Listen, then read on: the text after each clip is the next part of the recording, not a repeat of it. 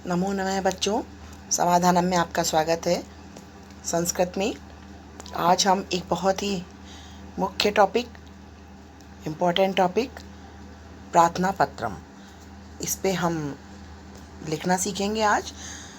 और बहुत ही सरल तरीके से मैं आपको बताऊंगी कि आप एक प्रार्थना पत्र याद करके, मुख्य मुख्य बिंदु उसके याद करके, और सभी प्रार्थना पत्र जो भी आपकी परीक्षा में आएंगे वो आसानी से लिख पाएंगे।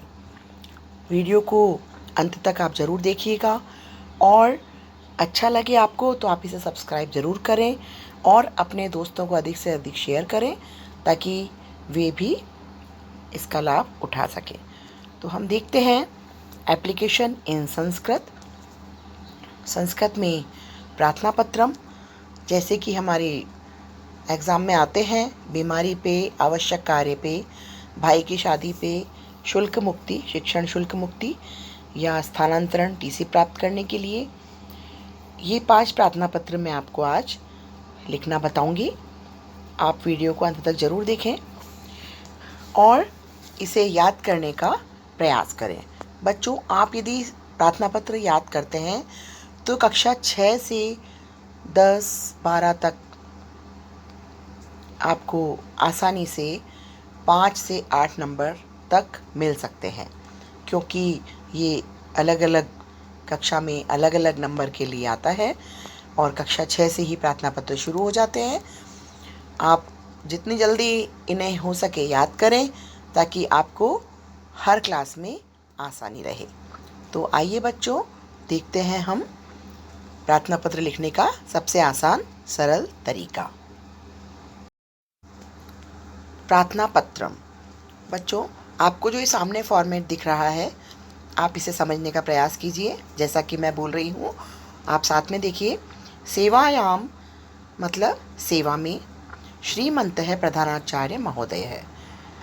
श्रीमान प्रिंसिपल महोदय, जैसा कि हम हिंदी में लिखते हैं, उसी का ही संस्कृत अनुवाद है। श्रीमंतः प्रधानाचार्य महोदय राजकीय उच्च माध्यमिक विद्यालय जयपुरम। मैंने जयपुरम लिखा है, लेकिन आप जो भी आपकी परीक्षा में आएगा वही लिखेंगे। ये जो बच्चों मैंने बॉक्स में आपको बता रही हूँ, ये याद करना बहुत ही आवश्यक है। इसके बाद आता है विषय। विषय आपके हर प्रार्थना पत्र के साथ साथ बदलता जाएगा। जैसे इसमें हम लिख रहे हैं 2 दिवसस्य अवकाशार्थम प्रार्थना पत्रम। ठीक है, अब देखिए आगे महोदय, जैसा कि हम लिखते हैं इंग्लिश में भी सर, हिंदी में लिखते हैं महोदय, ये हमने लिखा है। इसके बाद आप देखिए सविनयम निवेदनम अस्ति। तो अब आपको देखना है सविनयम निवेदनम अस्ति, ये आपको आवश्यक रूप से याद करना है। सविनयम होता है मतलब विनम्रतापूर्वक या विनय के साथ। निवेदनम प्रार्थना करना, निवेदन करना। अस्ति मतलब है, यत मतलब कि। तो सविनयम, सविनय निवेदन है कि। यहाँ तक आपको इस प्रार्थना पत्र को ऐसे के ऐसे ही याद करना है। सिर्फ आपको विषय जो भी परीक्षा में आएगा उसके अनुसार बदलना है। यहाँ तक आप याद कर लीजिए। इसके बाद आगे मैंने जगह खाली छोड़ी है, ये मैं आपको थोड़ा आगे चल के बताऊंगी क्यों छोड़ी है। आगे देखिए, मैंने लिखा है फिर अस्मिन कारणात, मतलब इस कारण से। इस कारण, अस्मिन की जगह हम लिख सकते हैं अतः भी लिख सकते हैं, हम अस्मिन कारणात भी लिख सकते हैं। यदि आपको याद करने में आसानी रहे तो आप अतः भी लिख सकते हैं। अतः विद्यालये आगन्तुं न शक्नोमि, इसलिए विद्यालय आने में असमर्थ हूँ या नहीं आ सकता। अतः दिनद्वयस्य, ऊपर मैंने विषय में लिखा है 2 दिन का प्रार्थना पत्र। अतः दिनद्वयस्य अवकाशं दत्त्वा माम अनुग्रहिष्यन्ति भवन्तः। अतः 2 दिन का अवकाश प्रदान कर या देकर मुझे अनुग्रहित करें। भवत आज्ञाकारी शिष्य, आपका आज्ञाकारी शिष्य। जो भी नाम आपका परीक्षा में दिया हुआ होगा वो लिखेंगे और कक्षा लिखेंगे। तो इस तरह से आपका ये प्रार्थना पत्र का एक फॉर्मेट हो गया है। अब देखिए दूसरा फॉर्मेट। ऊपर की बच्चों सारी चीज़ें वही की वही हैं जो मैंने आपको बताई थी। ये लिखनी है आपको। सेवायाम श्रीमंत प्रधानाचार्य महोदय, राजकीय उच्च माध्यमिक विद्यालय जयपुरम। विषय इसमें वही लिखा गया है और महोदय के बाद में सविनय निवेदनम अस्ति यत्। इसके बाद जो नीचे के सिर्फ यहाँ पे 2 लाइन आप ये देखिए कुछ अलग लिखी है मैंने। इसमें मैंने दिनद्वयस्य लिखने के साथ में दिनांक भी डाली है कि मुझे अतः दिनांक 6 जनवरी 2022 तः 7 जनवरी 2022 पर्यंतम, मतलब दिनांक से, तय मतलब से, पर्यंतम यानी तक 2 दिन का अवकाश देकर मुझे अनुग्रहित करें।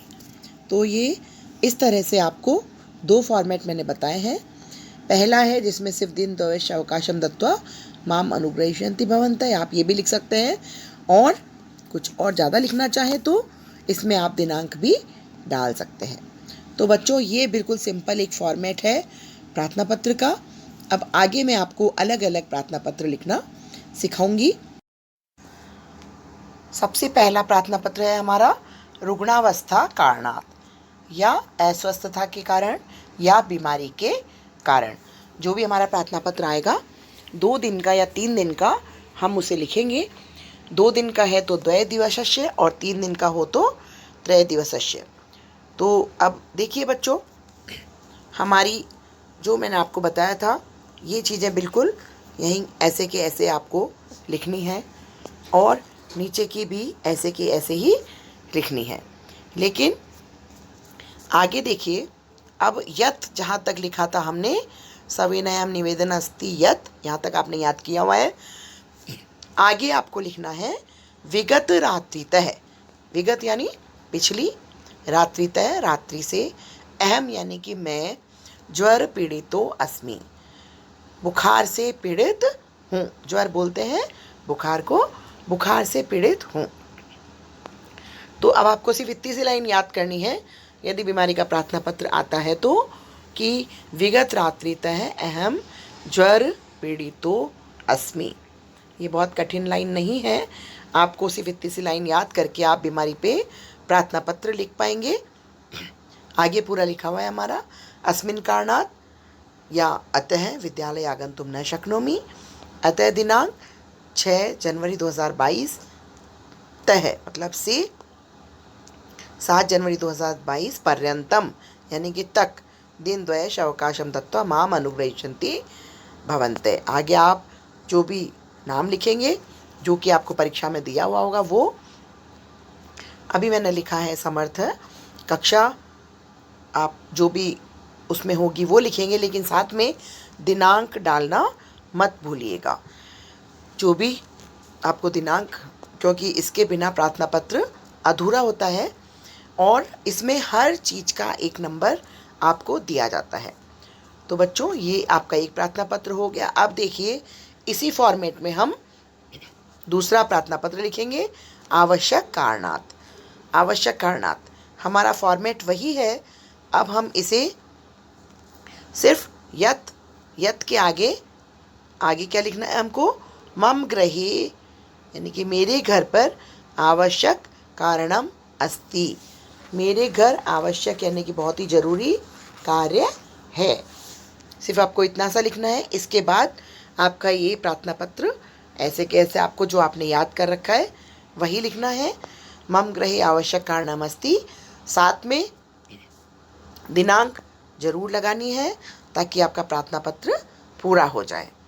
तो अब देखिए हमने एक फॉर्मेट में सिर्फ 2 लाइन याद करके और हम 2 प्रार्थना पत्र लिख चुके हैं।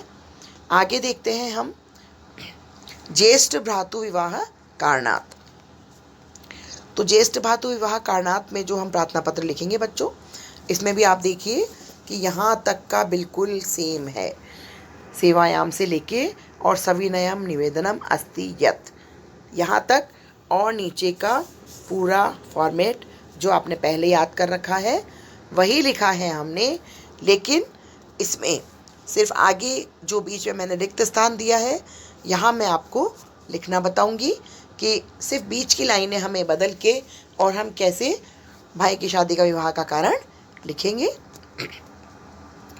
सविनयम निवेदनम अस्ति यत्, यत् के आगे अब क्या लिखना है आपको, मम ज्येष्ठ भ्रातु, मेरे बड़े भाई का विवाह दिनांक 22 फरवरी 2022 निश्चित है। मतलब मेरे बड़े भाई की शादी दिनांक 22 फरवरी को होना निश्चित हुई है। ये आप लिखना चाहें तो ये प्रार्थना पत्र भी पर्याप्त है, यदि आप ज़्यादा याद नहीं कर सकते हैं तो, क्योंकि ये एक कारण है तो हमने लिख दिया आगे, अस्मिन् कारणात् विद्यालय आगन्तुं न शक्नोमि, अतः दिनांक 21 तय 23 फरवरी, क्योंकि शादी में हम जाएंगे तो 3 दिन का अवकाश, और यदि प्रार्थना पत्र में हमें पेपर में आता है 2 दिन का अवकाश तो हम इसे 2 दिन का भी लिख सकते हैं, लेकिन दिनांक का जरूर ध्यान रखिएगा। दिनांक डालते समय ये बहुत आसानी से आपको याद हो जाएगा। मम ज्येष्ठ भ्रातु विवाह दिनांक 22 फरवरी 2022 निश्चित है। आप थोड़ा ज़्यादा याद करना चाहें तो आगे की लाइन और याद कर लीजिए। अहम अपि, मैं भी, अहम यानी मैं, अपि यानी भी, मैं भी वर यात्राम, वर यात्राम बोलते हैं बच्चों बारात को, बारात में गंतुम इच्छामि, मैं भी बारात में जाना चाहता हूँ। तो ये आप चाहें तो ये दोनों लाइनें याद कर लें, चाहें तो ऊपर वाली अकेली लाइन ही लिख सकते हैं। तो इस तरह से आप जब लिखेंगे तो आपका ज्येष्ठ भ्रातु विवाह कारणात् प्रार्थना पत्रम पूरा हो जाएगा। इसमें भी आप नीचे नाम और दिनांक जरूर डालें, क्योंकि दिनांक लिखे बिना आपका प्रार्थना पत्र पूरा नहीं होगा। तो बच्चों हमने देखिए एक फॉर्मेट में 3 प्रार्थना पत्र याद किए हैं, बीमारी का, आवश्यक कार्य का और ज्येष्ठ भ्रातु विवाह कारणात्। तो आप ये तीनों प्रार्थना पत्र सिर्फ एक फॉर्मेट के माध्यम से लिख सकते हैं। आगे देखते हैं हम आगे के प्रार्थना पत्र हम कैसे लिखेंगे। चौथा प्रार्थना पत्र है बच्चों हमारा शिक्षण शुल्क मुक्त्यर्थम, मतलब फीस माफ़ करने के लिए। तो यदि ये हमारा प्रार्थना पत्र आता है तो आप देखिए हमारा जो ऊपर का फॉर्मेट है वो यहाँ तक का यही रहेगा, सिर्फ आपको विषय में परिवर्तन करना है। अभी तक हम विषय लिख रहे थे 2 दिन के अवकाश के लिए या 3 दिन के अवकाश के लिए, अब हमें विषय लिखना है जो आपको पेपर में दिया हुआ होगा, शिक्षण शुल्क मुक्त्यर्थम या शुल्क मुक्त्यर्थम प्रार्थना पत्रम। साथ ही जो नीचे हम अवकाश के लिए दिनांक डाल रहे थे वो हमें नहीं डालनी है, सिर्फ यहाँ तक का पोर्शन आएगा, इसके बाद नीचे की 2 लाइनें हमारी बदलेंगी। तो अब देखिए आप हमें कैसे लिखना है इसको, सविनयम निवेदनम अस्ति यत्, शिक्षण शुल्क मुक्ति के लिए लिख रहे हैं हम, तो हमें अपने परिवार की आर्थिक स्थिति बतानी है इसमें। मम पिता अतीव निर्धन अस्ति, मेरे पिता अतीव यानी बहुत ही ज़्यादा गरीब, निर्धन बोलते हैं गरीब को, हैं, अस्ति मतलब है, मेरे पिता बहुत गरीब हैं। अब देखिए आप बहुत ज़्यादा याद नहीं कर पाते हैं तो इसमें से जितना आप लिख सकते हैं उतना आप उतने लाइन लिख दें। मेरे पिता बहुत ही गरीब हैं। मम अध्ययने रुचि वर्तते, मेरी पढ़ाई में रुचि रही है। अस्माकं परिवारे 6 सदस्या सन्ति, हमारे परिवार में 6 सदस्य हैं। मम परिवारस्य आर्थिक दशा समीचीना न अस्ति, मेरे परिवार की आर्थिक दशा अच्छी नहीं है।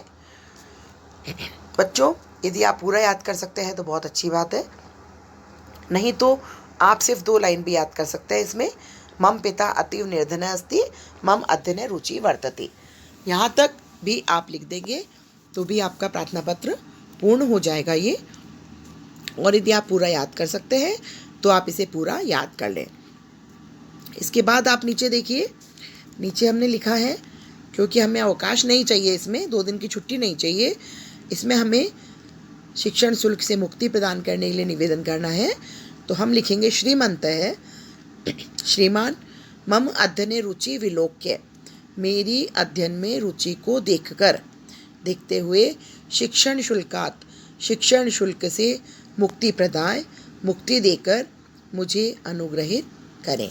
माम अनुग्रहिष्यन्ति भवन्तः। धन्यवाद। इसमें भी भवद आज्ञाकारी शिष्य या शिष्या नाम जो पेपर में आया है वो लिखेंगे आप।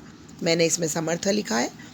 कक्षा डालेंगे, छात्र रजिस्टर क्रमांक भी इसमें डाल दें, क्योंकि इसमें आपको कार्यालय के काम आता है ये, इसलिए फिर दिनांक डालना नहीं भूलें, दिनांक इसमें ज़रूर डालें। तो इस तरह से आपका ये शिक्षण शुल्क मुक्ति के लिए प्रार्थना पत्र आप बहुत ही सरल तरीके से याद कर सकते हैं। अब हमारा अंतिम प्रार्थना पत्र है स्थानांतरण प्रमाण पत्रम प्राप्तुम। स्थानांतरण प्राप्त करने के लिए या टीसी लेने के लिए। इसमें भी बच्चों आप देखिए कि जो हमारा फॉर्मेट था ये हमारा यहाँ तक आपको ऐसे कैसे याद करना है। सिर्फ हमारा इसमें विषय बदल रहा है, केवल पूरा फॉर्मेट याद करना जो हमने याद किया था वही लिखना है। विषय हम लिखेंगे इसमें जो आपका पेपर में दिया हुआ होगा, स्थानांतरण प्रमाण पत्रम प्राप्त्यर्थम, यहाँ तक हमें लिखना है। और नीचे का यही रहेगा फॉर्मेट, सिर्फ नीचे की 2 लाइन बदलेंगी हमारी। देखते हैं कैसे बदलेंगी हमारी। अब इसमें हमें क्या लिखना है, क्योंकि हमें इसमें टीसी प्राप्त करनी है, हम लिखेंगे सविनयम निवेदनम अस्ति। यहाँ तक हमें याद है यत कि मम पितुः, मेरे पिता का स्थानांतरण जयपुर नगरे जाते हैं। मेरे पिता का स्थानांतरण जयपुर नगर में हो गया है। अहम अपि तेन सह तत्र पठिष्यामि, मैं भी उनके साथ वहाँ पढ़ूंगा। इतना लिखना काफ़ी है। वैसे आप यदि ज़्यादा याद नहीं करना चाहते हैं तो आगे है श्रीमंत्र है स्थानांतरण प्रमाण पत्रम दत्वा माम अनुग्रहिष्यन्ति भवन्तः। इसमें हमें रिक्वेस्ट करनी है टीसी के लिए कि हमें टीसी दे दें। तो श्रीमान स्थानांतरण प्रमाण पत्रम, इसको टीसी को बोलते हैं, ये ट्रांसफ़र सर्टिफिकेट देकर मुझे अनुग्रहित करें। तो इस तरह से आपका ये प्रार्थना पत्र हो जाएगा। आप यदि कुछ और ज़्यादा भी लिखना चाहते हैं, ये वैसे काफ़ी है, तो आगे मैं आपको बताती हूँ। देखिए, मम पितुः स्थानांतरण जयपुर नगरे जाते हैं, अहम अपि तेन सह तत्र पठिष्यामि, यहाँ तक हमने लिखा है। आगे और लिख दीजिए, अहम अस्मात् विद्यालयात् 10वीं कक्षा उत्तीर्णवान, मैंने इस विद्यालय से 10वीं कक्षा उत्तीर्ण की है। ये भी लिख सकते हैं आप। और या लिख सकते हैं आप, यदि आप पास हो चुके हैं तो आप ये लिखिए उत्तीर्णवान, जो भी कक्षा आपने उत्तीर्ण की है। और यदि आप बीच में ही जाना चाहते हैं, मान लीजिए पढ़ते पढ़ते पापा का ट्रांसफ़र हो गया है, अहम अस्मिन् विद्यालये 10वीं कक्षा छात्र अस्मि, मैं इस विद्यालय में 10वीं कक्षा का छात्र हूँ या 8वीं कक्षा का छात्र हूँ। जो भी कक्षा आप लिखना चाहें, जो पेपर में आएगा वो आप लिखेंगे। आपका ये स्थानांतरण प्रमाण पत्र पूरा हो जाएगा, लेकिन पूरा तब होगा जब आप इसमें नीचे दिनांक डालेंगे। तो बच्चों, दिनांक डालना बिल्कुल नहीं भूलिएगा। अब हमारे सभी प्रार्थना पत्र पूरे हो गए हैं। आशा है आपको ये वीडियो बहुत अच्छा लगा होगा। यदि अच्छा लगा है तो इसे लाइक, शेयर और सब्सक्राइब करना नहीं भूलें, ताकि आने वाले सभी सरल टिप्स आपको ज़रूर मिलें। तो ये अभी हमने आज 5 प्रार्थना पत्र किए हैं बच्चों, आपको समझ में आ गए होंगे। धन्यवाद। आपका दिन शुभ और मंगलमय हो।